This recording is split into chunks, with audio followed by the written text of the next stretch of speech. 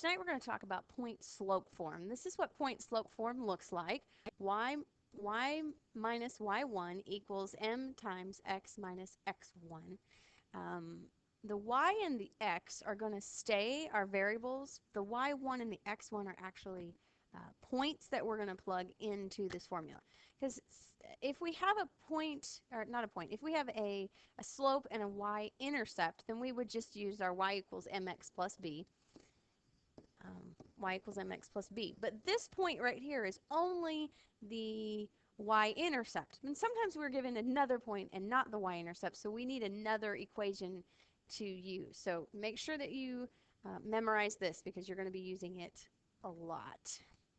Let's see. Okay, so here is an example of what it would look like in point-slope form. This is one of the points, and then this would be the other one. This is our y, and this is our x. So this would be the point -4, 7. And it's opposite because, remember, the formula was y minus, whoops, not y, not 7, sorry. Y minus y1 equals m times x minus x1. So since this is a negative in the formula and this is a positive, that means that what I actually put here was -4, because if I do -4 times negative, then I'm going to get a +4.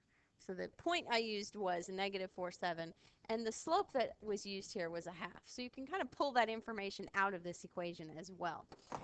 But we don't usually leave an equation in point-slope form. We want to be able to change it so it looks like slope-intercept, because slope-intercept is just kind of the more accepted form to use. So if you remember back when we were doing solving for a specific variable, where you can move things around to different sides and get it to look a certain way, that's kind of what we're going to do here. So if I divide this left and right down the middle with my equal sign, the first thing I'm going to do is to kind of simplify this side a little bit more and distribute the half. So I've got y minus 7 equals 1/2 x, and 1/2 times 4 is 2, so plus 2. Now I'm going to have to get rid of this -7 here, so I'm going to add 7. If I add 7 to this side, I have to add 7 to this side. So over here I end up with y equals 1/2. 2 plus 7 is 9, so plus 9. Now we have something that looks like slope-intercept form, y equals mx plus b, where my slope is 1/2, and I know now that my intercept is 5. So the slope is still the same.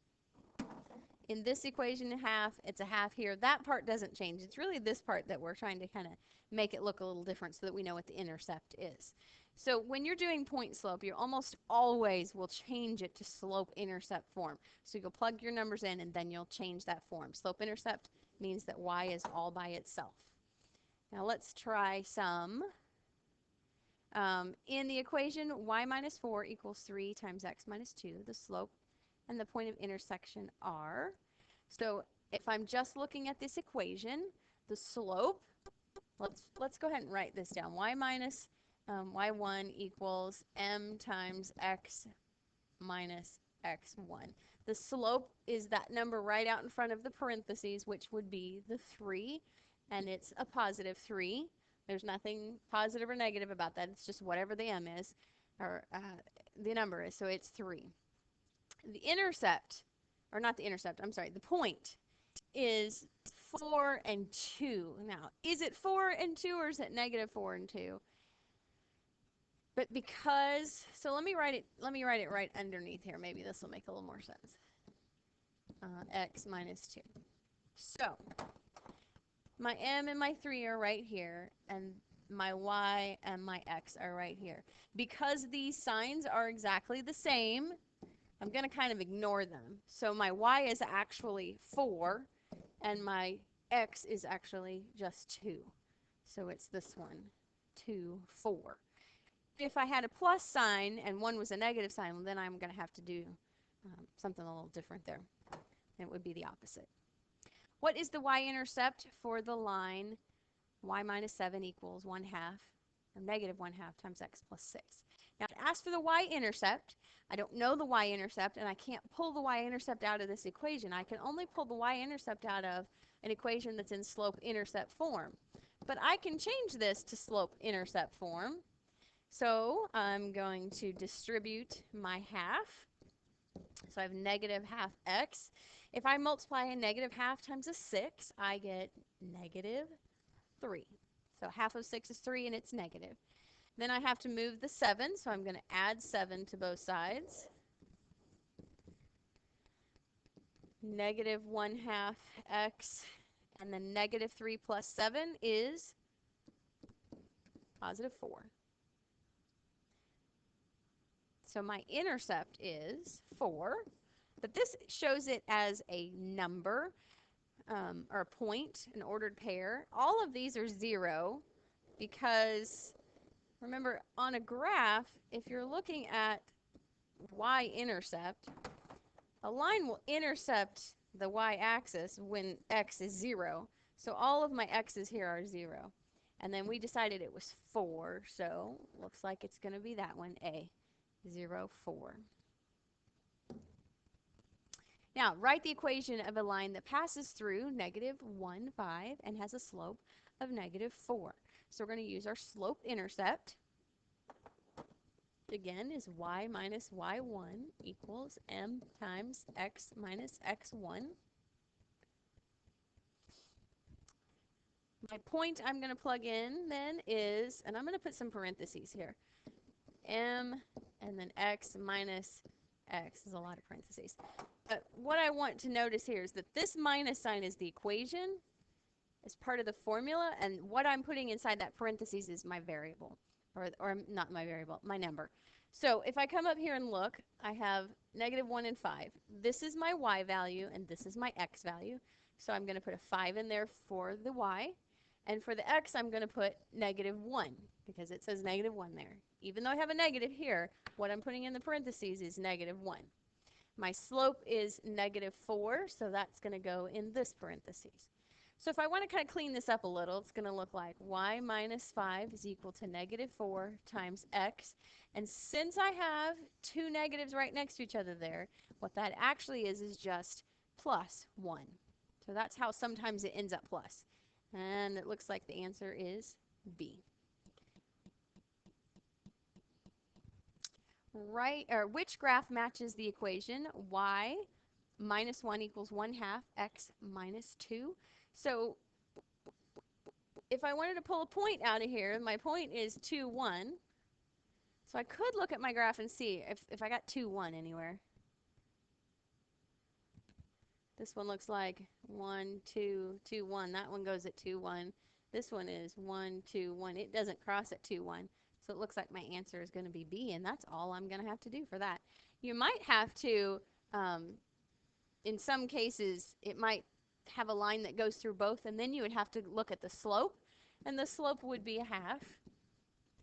So if I started here and I rise 1 and run 2, looks like that's the slope of 1/2, so that matches both of those. All right, write an equation of a line passing through the point negative 4, 3, right, or with a slope of 5. So y minus y1 equals m times x minus x1. And again, I'm going to put some parentheses in here. I'm going to do a different color this time. There's my y. There's my slope. And here's my x. Okay. So the point up here, negative 4, 3, this is my y value, so it's going to go right down here. This is my x value, so it's going to go here, negative 4, and then my slope is going to go right here. So I have y minus 3 is equal to 5 times x plus 4. And if I wanted to write this answer in slope-intercept form, I would distribute. So let's keep this part right here. I'm going to distribute. 5 times 4 is 20. Add 3 to both sides. Y equals 5x plus 23, and that's the answer.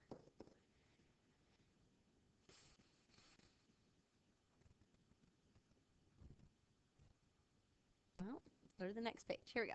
Write an equation of a line passing through the point 6, -2 with a slope of 3, 5. Why don't you pause the video right now and see if you can do that one, and then I will show you how to do it. Okay, so the formula again, y minus y1 equals m times x minus x1. Y minus y, m times x minus x. The first y value is -2. The x value is 6. Our slope this time is 3/5, so we got a fraction. That's all right. So this time I've got my two negatives right here, so I'm going to end up here with a +2. I'm going to distribute 3/5 x minus, now if I multiply 3/5 times 6, hoping that something would reduce, but it doesn't look like it does. So I end up with 18/5.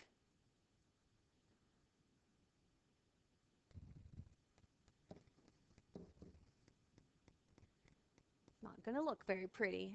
And I could stop there if I wanted to leave it in point slope form, but if I want to change it to slope intercept form, I'm going to have to subtract 2 from both sides.